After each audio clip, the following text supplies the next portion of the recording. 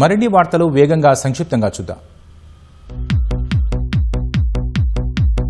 సికింద్రాబాద్ బేగంపేటలో నూతనంగా ఏర్పాటు చేసిన బహిరంగ వ్యాయామశాలను కేంద్ర మంత్రి కిషన్ రెడ్డి ప్రారంభించారు. ప్రతి ఒక్కరూ విధిగా వ్యాయామం చేయాలని స్థానికులకు సూచించారు.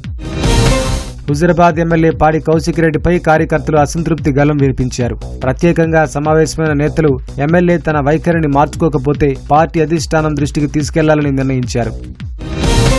జీహెచ్ఎంసీ ఎన్నికల్లో బీఆర్ఎస్ నుంచి పోటీ చేసేందుకు సిద్ధంగా ఉన్నట్లు బాగంబర్పేట మాజీ కార్పొరేటర్ పద్మా వెంకటరెడ్డి తెలిపారు. 5 ఏళ్లలో 66 కోట్ల వ్యయంతో అభివృద్ధి కార్యక్రమాలు పూర్తి చేసినట్లు వివరించారు.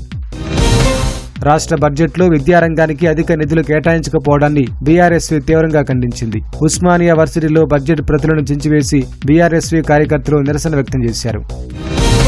ప్రభుత్వం ఇచ్చిన హామీ మేరకు సమస్యలు పరిష్కరించాలని ఆశా వర్కర్లు డిమాండ్ చేశారు. సికింద్రాబాద్ కంటోన్మెంట్ ఎమ్మెల్యే శ్రీ గణేష్ ను కలిసి వినతిపత్రం అందించారు. మంచిర్యాల జిల్లా చెన్నూరు మండలం పరిధిలో ఇసుక తరలిస్తున్న 3 ట్రాక్టర్లన్నీ పోలీసులు పట్టుకున్నారు. ఇప్పటికైనా ఇసుక రవాణా ఆపకపోతే కఠిన చర్యలు తప్పవని హెచ్చరించారు.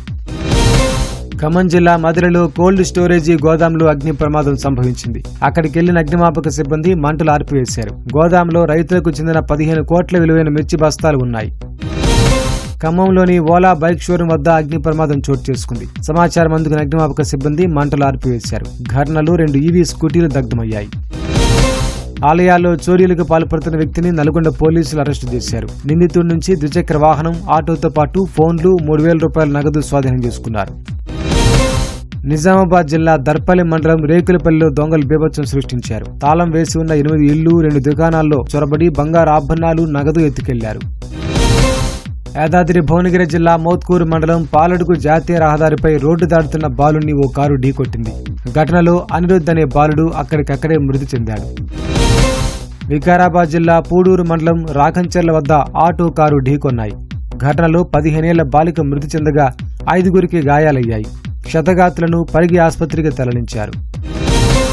సికింద్రాబాద్ తిరుమలగిరిలో ఈతకెళ్లి విద్యార్థి మృతి చెందాడు. యూసఫ్గూడకు చెందిన యశ్వంత్ స్నేహితులతో కలిసి ఈతకు వెళ్లగా ప్రమాదవశాత్తు చెరువులో జారిపడి ప్రాణాలు కోల్పోయాడు. యాదగిరిగుట్ట వద్ద ఓ భక్తులు మానవత్వం చాటుకున్నాడు. కొండపైకి కాలినడకన వెళ్లే భక్తుల సౌకర్యార్థం మెట్ల దారి గుండా గోనె సంచులు వేసి రామచంద్రారెడ్డి అనే వ్యక్తి సేవాభావాన్ని చాటుకున్నాడు.